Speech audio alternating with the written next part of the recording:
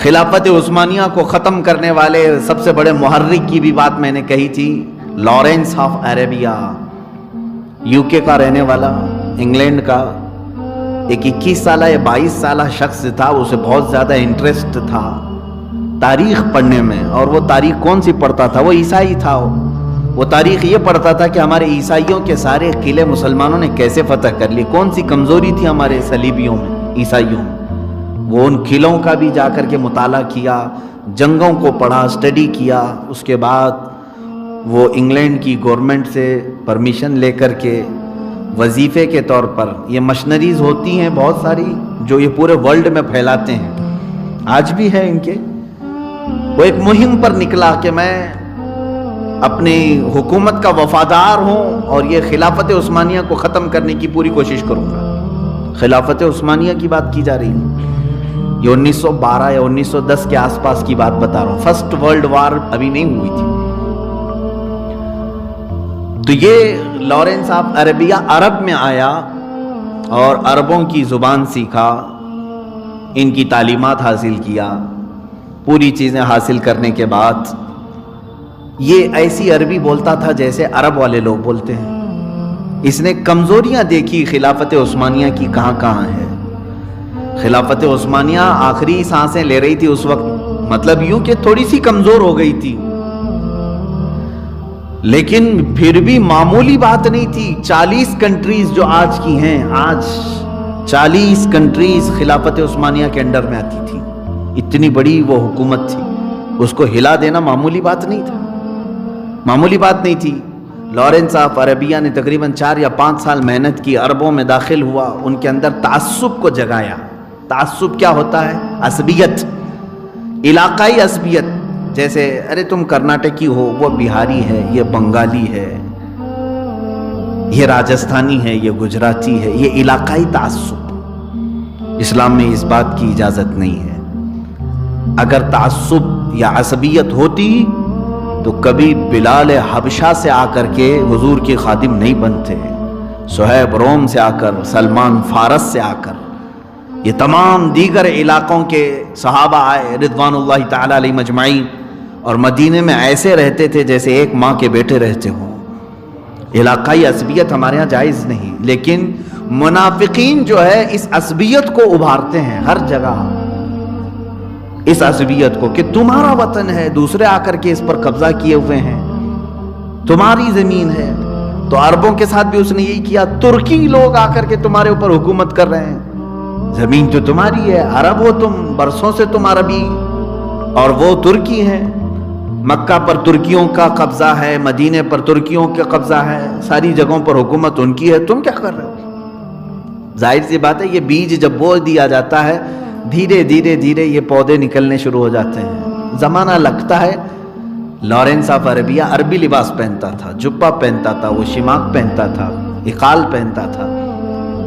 یہ تمام چیزوں کے ساتھ اس نے گورنر مکہ، اس وقت ایک حسین نام کا شخص تھا، اس کو جا کر کے لالچ دیا کہ تو ترکیوں کے خلاف بغاوت کر، میں تجھے انگلینڈ کی حکومت سے تعاون دلاؤں گا اور تیرا پورا ایک علاقہ میں تیرے حوالے کرواؤں گا. شروع میں تو اس نے انکار کیا کہ ایک عام آدمی اگر یہ اتنا بڑا آفر دے تو اس کو خاطر میں نہیں لایا. لیکن لارنس آف عربیہ ظاہر سی بات ہے ایسے چھپ کر کے کام کرتا رہا. اس نے ڈھونڈا پورے عرب میں ایک مشہور خاندان کو جو ڈاکہ زنی پر مشہور تھا. وہ ڈاکوؤں کا خاندان تھا، لوگ ان سے ڈرتے بھی تھے. ظاہر سی بات ہے گنڈوں سے لوگ جو ڈرتے ہیں وہ عزت کی وجہ سے نہیں، جیسے کتے سے بھی ہم ڈرتے ہیں اس لیے کہ کاٹ لے گا. بعض گنڈے یہ سمجھتے ہیں، دیکھتے ہیں سارے لوگ کیسے مجھ سے ڈرتے ہیں، عزت کرتے ہیں، میری عزت نہیں میاں، وہ کتوں سے جیسے ڈرتے ہیں ویسے آپ سے بھی ڈرتے ہیں. ایسے ہی عربی وہ قبیلہ تھا، وہ گنڈوں کا قبیلہ تھا، ڈاکوؤں کا قبیلہ تھا، جو آج بھی سعودی پر حکومت کر رہا ہے. محمد بن سعود کا خاندان. لارنس آف عربیہ ان کے پاس پہنچا، انہیں لالچ دیا. ان کو صرف پیسوں سے مطلب تھا، زمین سے مطلب تھا، اور وہ اس لالچ میں وہ آ گئے اور بغاوت شروع کر دیا. جگہ جگہ ان لوگوں نے لوٹ مار شروع کر دی. ترکی جو تھے وہ سمجھ ہی نہیں سکے، समझ ही नहीं सके, इलाके संभाल नहीं सके, इन्होंने फौजी छावनियों पर भी हमला किया। मैं जब पढ़ रहा था तो मुझे इसकी अहमियत पता चली कि तुर्की हुकूमत ने यानी खिलाफत उस्मानिया ने लॉरेंस ऑफ अरेबिया के सर की बड़ी कीमत रखी थी कि इसको ढूंढ करके लाओ तो इतना इनाम दिया जाएगा, क्योंकि बीज यही था, कैंसर यही था।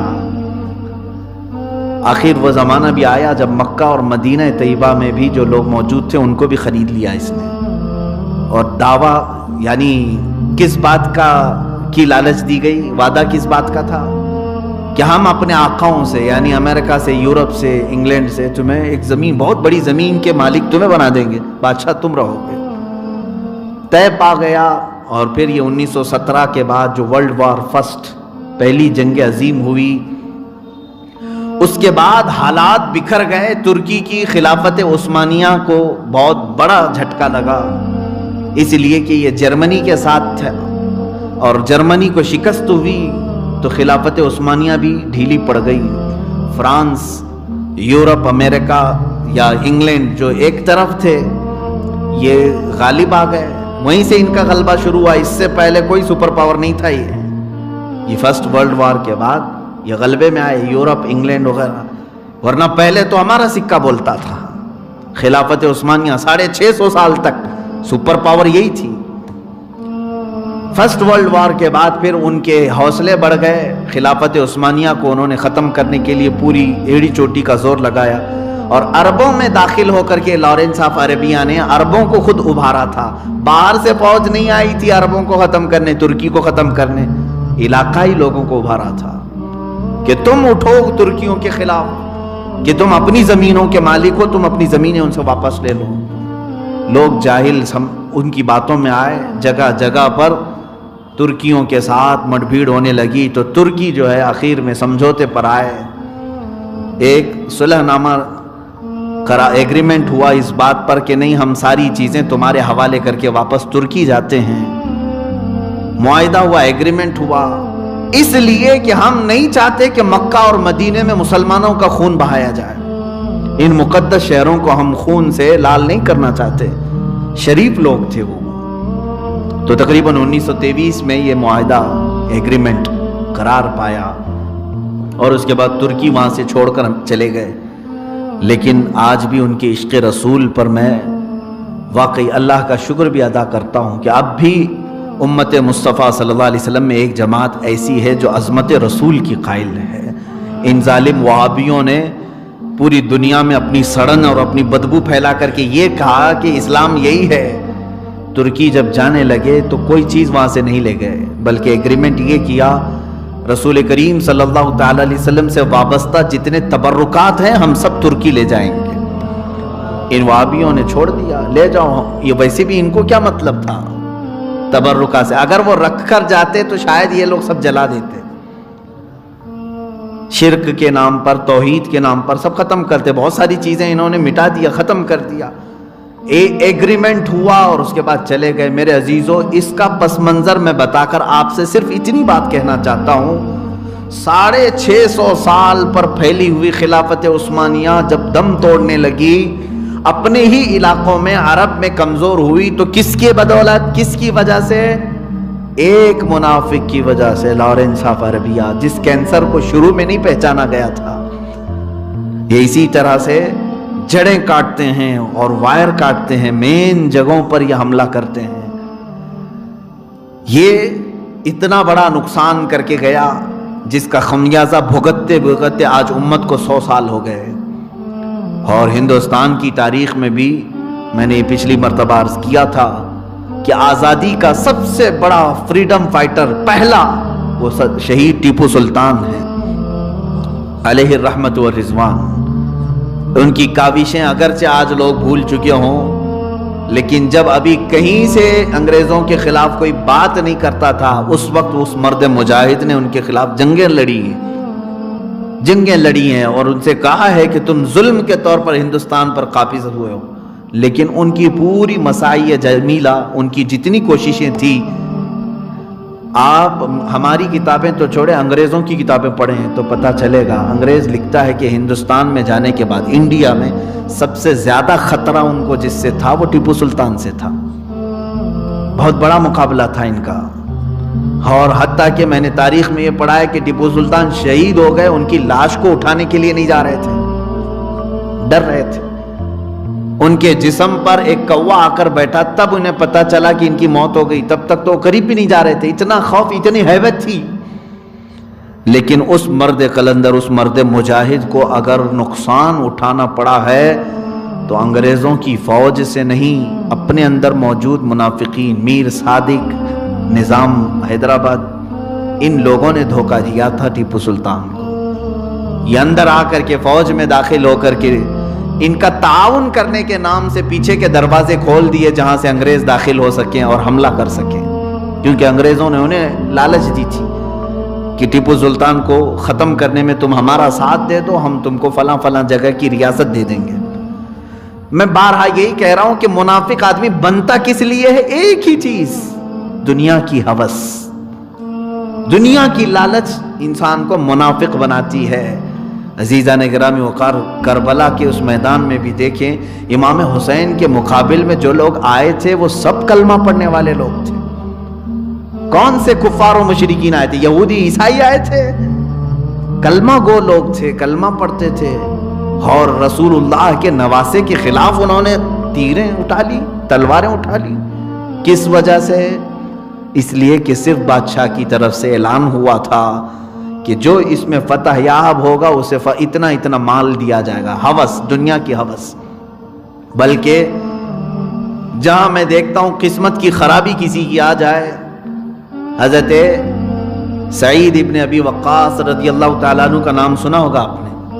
حضرت سعید ابن ابی وقاص یہ کون ہیں؟ عشرہ مبشرہ میں سے ہیں، جن کو حضور صلی اللہ تعالیٰ علیہ وسلم نے دنیا میں ہی جنت کی بشارت دی۔ وہ صحابی ہیں، وہ 10 ہیں نا۔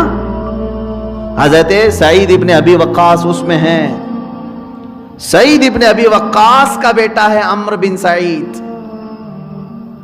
سعد ابن ابی وقاص، میں سعید کہہ رہا ہوں، سعد ابن ابی وقاص، ان کا بیٹا ہے عمرو، جس کو یزید کے طرف سے صرف اتنی لالچ دی گئی تھی کہ ایران کا ایک علاقہ رے جس کو کہا جاتا تھا، وہاں کا تجھے گورنر بنایا جائے گا، جا حسین کا مقابلہ کر کے آ جا۔ عشرہ مبشرہ میں سے صحابی رسول کا بیٹا ہے، ایک تخت کی وجہ سے ایران کی طرف جانے کی بجائے کربلا کی طرف آ گیا 4000 کا لشکر لے کر۔ اور شروع میں ڈر بھی تھا، کیونکہ وہ جانتا تھا کہ اللہ کے نبی کا نواسا ہے، باوجود اس کے دنیا کی ہوس غالب جب آ جاتی ہے تو انسان کو کافر بنا دیتی ہے۔ 10ویں محرم تھی جب اس نے تیر اٹھایا اور تیر پھینک کر کے خیمہ حسین کی طرف، سارے کوفیوں سے کہا ہے کوفیوں گواہ رہنا، جب یزید کے پاس یہاں کا قصہ بیان کیا جائے تو یہ بیان کرنا کہ سب سے پہلے حسین کی طرف تیر چلانے والا سعد ابن ابی وقاص کا بیٹا عمر ہے، وہ یہ کہہ کر کے تیر چلایا اس نے، اور انجام بھی بہت برا ہوا۔ سر حسین کو انہوں نے جدا کیا جسم ناز سے، اور پھر اس کو گھمایا، جو کچھ بھی کیا، لیکن نہ اس کو رے کی حکومت ملی، نہ ایران کی کوئی بادشاہت ملی۔ 2 سال نہیں گزرے تھے کہ اس کی جان پر ایسی آفت آئی، مختار سقفی نے اس کو ٹکڑے ٹکڑے کر کے مار دیا۔ اسی کو کہتے ہیں نا، دھوبی کا گدھا، نہ گھر کا نہ گھاٹ کا، گدھا نہیں کتا، نہ خدا ہی ملا نہ وصال صنم، نہ ادھر کے رہے نہ ادھر کے رہے۔ یہ منافقین ایسے ہوتے ہیں کہ ان کو نہ ایمان والوں کی صحبت میسر آ سکتی ہے، نہ کفار و مشرکین کی، کچھ بھی نہیں۔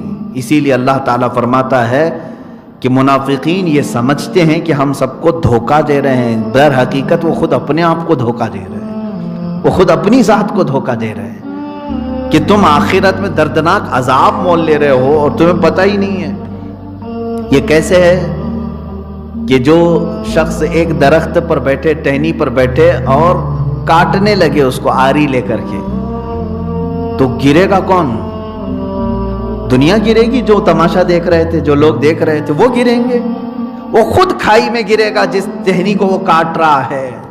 اسی طرح منافقین اسلام میں آ کر کے یہ سمجھتے ہیں عظمت رسول پر حملہ کر کے، اولیاء کی مزارات پر حملہ کر کے، ان کو مردہ کہہ کر کے ہم یہ تمام عقائد ان کے اندر سے ہٹا دیں گے، ختم کر دیں گے، در حقیقت تو خود اپنے جہنم میں جانے کا سامان بنا رہا ہے، خود اپنے جہنم میں جانے کا سامان بنا رہے ہو۔ دھوکہ کس کو دے رہے ہو؟ تم خود اپنے آپ کو دھوکہ دے رہے ہو۔